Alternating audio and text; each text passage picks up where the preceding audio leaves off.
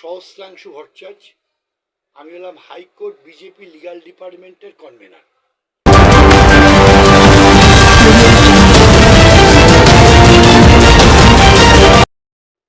দেখা যাচ্ছে 2025 একদম এন্ডিং, তখন থেকে যেভাবে তার জয় ছিনিয়ে আনছেন এক একটা করে, প্রথম হাইকোর্ট ক্লাব, তারপর আর একটা 2026 আপনার পার আপনার হবে কাউন্সিলে, আপনার যে ইলেকশন হবে, কতটা আশাবাদী কীভাবে ছিনিয়ে আনবেন আজকে? আমরা মনে করছি এই জয়টা, কারণ প্রথম আমরা গতবার এর আগে আমরা বার অ্যাসোসিয়েশন থেকে জিতেছিলাম, সেখানেও খুব ভালোভাবে জিতেছিলাম, কিন্তু আলটিমেটলি এবছর আমরা হাইকোর্ট ক্লাবটাকে পুরো জয় করেছি, পুরো ক্ষমতাটা কন্ট্রোল নিয়েছি। তারপরে কর্মচারী পরিষদ আমাদের দ্বারাই আছে, আমাদের দ্বারাই চালিত, তবে যেহেতু একটা ঐক্যমঞ্চ তৈরি করে করা হয়েছে, পুরোটা আমি বলতে পারছি না। তা আমাদের যেভাবে আমরা জয়টাকে ছিনিয়ে নিয়েছি, অতএব এই জয়টাকে আমরা অ্যানালাইজ করে দেখেছি, এই জয়টা হলো মানুষের, পশ্চিমবাংলা যে সরকারি দল ক্ষমতায় আছে তাদের যে অন্যায় অবিচার অত্যাচার, এর বিরুদ্ধে মানুষের সার্বিক প্রতিবাদ, এবং সেই প্রতিবাদের কেন্দ্র হিসেবে আজকাল সব ব্যাপারই হাইকোর্টই সূচনা হয়, কোথায় কি প্রতিবাদ হবে, কোথায় বেআইনি হয়েছে, কোথায় দুর্নীতি হয়েছে। এই নির্বাচন প্রক্রিয়াতেও আগামী 26 সালে যতগুলো নির্বাচন হবে, তার যে কি ফলাফল হবে তার প্রথম ইঙ্গিত দিয়ে শুরু করলো। আমরা প্রথম এই বার্তা দিয়ে শুরু করলাম যে পরিবর্তনের বার্তা এসে গেছে, মানুষ এবার পরিবর্তন করে আমাদেরকে সবাইকে, বিরোধী যারা আমরা বিজেপি আছি, আমাদেরকে আনবে, এবং সেক্ষেত্রে বার কাউন্সিলে নিঃসন্দেহে আমাদের ব্যাপক সাফল্য আশা করছি আমরা। বার কাউন্সিলে জেতার পরে আপনারা প্রথম কাজ আপনাদের কি হবে? দেখুন, আমরা প্রতিটা জায়গায়, শুধু বার কাউন্সিল বলে নয়, আমরা বার অ্যাসোসিয়েশন, হাইকোর্ট ক্লাব কিংবা বার কাউন্সিল, প্রতিটা জায়গায় দেখছি বেনিয়ম অনিয়ম। এই বেনিয়ম অনিয়মের বিরুদ্ধে মানে আমাদের এত প্রতিবাদ, কিন্তু কেউ মানছে না, ওদের ক্ষমতা আছে, সরকার আছে। আমাদের প্রথম কাজ হবে এই অনিয়ম বেনিয়মটাকে স্বনিয়ম করিয়ে আসা, নিয়মের পথে আসা। যে জিনিস করে ওখানে বিভিন্নভাবে দুর্নীতি এবং অন্যায় চলছে বার কাউন্সিলে, সেই অন্যায় দুর্নীতিকে সরিয়ে মানুষের কাছে একটা স্বচ্ছ বার কাউন্সিল দেওয়ার প্রথম আমাদের চেষ্টা হবে, এবং আমরা আশা করি কিছু করতে পারবো। এছাড়াও আমাদের স্বচ্ছতা ফিরিয়ে আনার পরে আমরা চাই কিছু গঠনমূলক কাজ করতে, যাতে মানুষ বুঝতে পারে আমাদের মধ্যে ওদের মধ্যে প্রকৃত পার্থক্যটা কোথায় আছে। অনেক সময় দেখা যায় যে যারা আইনজীবী রয়েছেন তাদের পুলিশি হেনস্থার মুখে পড়তে হয়। অনেক জায়গায় দেখা যায় বার কাউন্সিলের ভেতরে আপনার লেডিস টয়লেট নেই, যারা করে, এইগুলো আপনারা কিভাবে নজর দেবেন? নিশ্চয়ই, এগুলো হলো বেসিক অ্যামিনিটিস। আমরা হাইকোর্টের নির্বাচনে জেতার পরে সর্বত্র জায়গায় এই টয়লেটটা একটা এই এলাকায় বিরাট প্রবলেম। হাইকোর্টও আমাদের হাইকোর্ট বারের ইলেকশনে, আমরা 1200 ইলেকশনে আমরা ম্যানিফেস্টো একটা ভালো টয়লেটের কথা বলেছিলাম, কিন্তু স্পেস আমাদের দিতে পারলো না। তবে হ্যাঁ, আমরা কিছু টয়লেট, আগে যেমন সারাদিনে একবার পরিষ্কার হতো না, এখন সেখানে 3বার সুইপার লাগিয়ে পরিষ্কার হচ্ছে, মানুষ ব্যবহার করতে পারছে। তাছাড়াও আজকেও আমার সেক্রেটারি দলপতির সঙ্গে কথা হয়েছে যে দোতলায় একটা টয়লেট আছে, তাকে আরও সুন্দর করে গুছিয়ে করলে পরে ক্যান্টিনের সঙ্গে, যাতে মানুষ সুষ্ঠুভাবে এটাকে ব্যবহার করতে পারে। অতএব বার কাউন্সিলের ক্ষেত্রেও মানুষের যে বেসিক রিকোয়ারমেন্টস, অ্যামিনিটিস, একটা মহিলা গেলে পরে কোথায় টয়লেটে যাবে, কিংবা ওখানে গেলে একটু বসবে কোথায়, এগুলো আমাদের কাছে প্রধান মুখ্য কাজ হবে বলে আমরা মনে করছি। আচ্ছা, যে এইখানে তো ভালো ভালো লজ আছে যারা বিজেপিকে ভোট দিচ্ছে, মানে ক্লিয়ার ভোট হচ্ছে, কিন্তু 2026-এ যা ভোট হবে কি মনে করছেন, ক্লিয়ার ফেয়ার ইলেকশন হবে? আমি আপনাকে প্রথম বলি, আমরা জিতবো, ব্যাপক সাফল্য পাবো। এই ক্ষেত্রে আমাকে একটুখানি পিছিয়ে গিয়ে একটু ইতিহাস ঘেটে না বললে ঠিক বলা হবে না আর কি। 1972 সালে কংগ্রেস জিতেছিল সিদ্ধার্থ শঙ্কর রায়ের নেতৃত্বে। তার আগে পশ্চিমবাংলা বামপন্থী আন্দোলন ব্যাপক আকার ধারণ করেছিল, এবং অজয় মুখার্জির নেতৃত্বে যুক্তফ্রন্ট তৈরি হয়েছিল। লোকে ভাবতে পারেনি 72 সালে সিদ্ধার্থ শঙ্কর রায় সবাইকে ওয়াশ করে দিয়ে একদম অ্যাবসলিউট মেজরিটি, 2/3 মেজরিটি নিয়ে জিতে আসবে। অন্য ফ্যাক্টরের সঙ্গে এটা একটা ফ্যাক্টর, কেন মানুষ সেদিনকার মনে করেছিল যে এই যে বামপন্থী আন্দোলন হচ্ছে, মানুষের সন্ত্রাসের ভয় পাচ্ছে, কিছু দেখা যাচ্ছে পুলিশ বাড়ি থেকে বেরোতে পারছে না, সাধারণ মানুষ ঘুরতে পারছে না, ভাবছি যদি রাত্রিবেলা বাড়ি ফিরতে না পারি বন্ধ দেখে দেয়। তারপরে 77 সালে ইলেকশন হলো।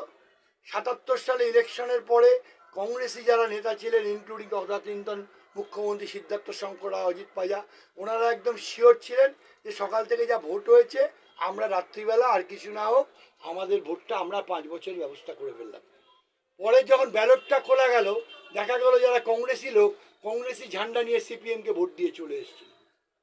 ঠিক 2011 সালে, আমরা তো বয়স হয়েছে, আমি দেখেছি 2011 সালে পশ্চিমবাংলায় সিপিএমের বিভিন্ন আলিমুদ্দিন স্ট্রিট থেকে বিভিন্ন লোকাল কমিটিকে বলল পার্টির কেমন অবস্থা বুঝতে পারছেন ইলেকশনে, হাত দেখিয়ে বলল মোটামুটি ঠিক আছে, একটু সিটপিট কমবে।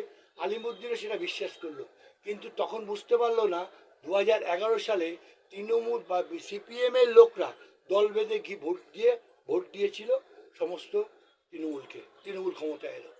2019 হয়তো একটুখানি ব্যতিক্রম, কিন্তু খুব একটা ব্যতিক্রম না।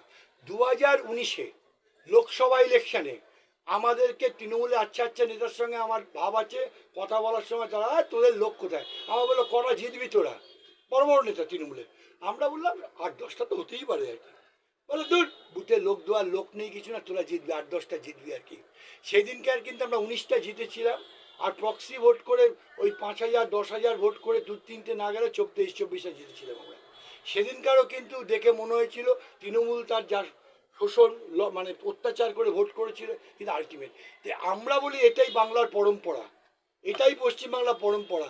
যেদিন মানুষ পরিবর্তন চাইবে সেদিন বুথে কাউকে দিতে পারলো কি না পারলো, সেদিন পুলিশ সঙ্গে থাকলো কি না থাকলো, সিআরপিকে তৃণমূল ওসির মাধ্যমে উল্টো রাস্তায় রাত্রিবেলা ঘুরিয়ে প্যারেড করালোই করলো।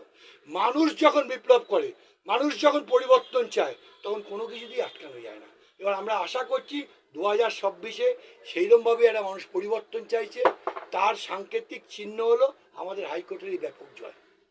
তার মানে কি বলতে চাইছেন যে যেভাবে বাংলাদেশে যে অভ্যুত্থান হয়েছে, যেভাবে জনজাগরণের সৃষ্টি হয়েছিল এবং ভেঙে পড়েছিল, তো এই বাংলাতে 2026 সেই রকম একটা বিপ্লব হতে করতে দেখুন, বাংলাদেশের গণজাগরণ হলো মানুষকে খুন করে ঝুলিয়ে দেওয়া।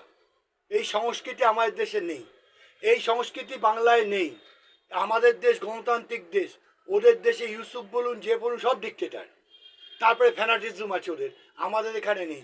আপনাকে যে আমি অ্যানালাইজ করে বললাম 1972 থেকে প্রত্যেকটা অ্যানালাইসিসে কিন্তু গণতান্ত্রিক পদ্ধতিতে ভোটের মাধ্যমে মানুষ ব্যালট বক্সের মাধ্যমে এই পরিবর্তনটা ঘটিয়েছে।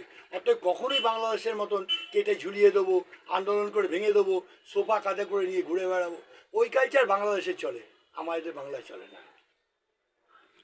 আচ্ছা দাদা, কিছুদিন আগে মেসিকে নিয়ে একটা বিরাট গন্ডগোল হয়েছিল। হ্যাঁ, দেখা গেল এখনই পুলিশ যা আছে যারা দর্শক ছিল ওতেই গ্রেফতার করেছে, যারা মেন লোক ওদেরকে একটু হেল্প করার মতন করেছে। কি বলবেন এটা? দেখুন, এইটাই হয়, কোনো অবক্ষয় যখন শুরু হয় তার চরম সমাপ্তি কি হবে কেউ জানে না, কিন্তু সে নিজে নিজে মনের ভেতর থেকে সে বুঝতে পারছে না সে কি অন্যায় করছে, কিন্তু তার অন্যায় অত্যাচারটা দিনকে দিন বেরিয়ে যাচ্ছে। আপনি বামফ্রন্টের সিপিএম রাজত্ব দেখুন, লাস্ট 10 বছর কাউকে কোনো জায়গায় সুস্থ মতন থাকতে দেয়নি। আমার ব্যক্তিগত অভিজ্ঞতা আমি দেখেছি, ঠিক তৃণমূল ঠিক লড়াই করতে করতে, অত্যাচার করতে করতে, শোষণ করতে করতে এমন জায়গায় পৌঁছে গেছে তারা বোধটা হারিয়ে ফেলেছে। ঠিক মানুষ এইভাবেই বোধটা হারায়, এখানেও বোধটা হারিয়েছে। যদি না বোধা হতো তাহলে ওইভাবে চারদিকে নিজের লোক বাড়ির লোক দিয়ে ছবি তুলবে, পাড়ার লোক ছবি তুলবে করে 500 লোক দিয়ে আর লাখ লাখ লোক পয়সা দিয়ে এসছে, কোনো সভ্য দেশে কাজ হয় না। যতক্ষণ না এটা সভ্য দেশের যারা শাসক তারা পাগল উন্মাদ ক্ষমতার আস্ফালনে লাফালাফি করে, ততদিন ছাড়া এটা হয় না। এটা একটা ক্ষমতার আস্ফালন দেখিয়েছে, তারই পতন ঘটবে এই 2026-এ। আচ্ছা, একদিন আপনার কালো দিন দেখলো, মেসি আসার সময় কালো দিন বাংলা একটা দেখলো। অর্থাৎ আগামীকাল প্রধানমন্ত্রী নরেন্দ্র মোদী এই তায়েরপুরের মাটিতে পা রাখতে চলেছেন। কি মনে করছেন, কতটা মানুষ আলো দেখবেন? মানুষ নরেন্দ্র মোদী সারা ভারতবর্ষ কেন পৃথিবীর এত বড় নেতা, মানুষের মনের নেতা, মানুষের ভাবনা চিন্তা কোথায় তাকে বিশ্লেষণ করার নেতা ভারতবর্ষ কেন পৃথিবীতেই কম আছে। অতএব উনি যখন তাহেরপুরে আসছেন, ওখানকার মানুষ পশ্চিমবাংলার মানুষের কাছে উনি এমন বার্তা দেবেন যে বার্তা বাংলার মানুষ ঝিমিয়ে পড়ে ভাবছে আর বাংলার কিছু হবে না। আমি আশা করি উনি এমন একটা বার্তা, এমন একটা দিয়ে যাবেন যাতে বাংলার মানুষ আবার জেগে উঠে আরও বেশি লড়াই করবে, আরও বেশি এই দুর্নীতি অন্যায়ের বিরুদ্ধে লড়াইয়ে ময়দানে নেমে পড়বে।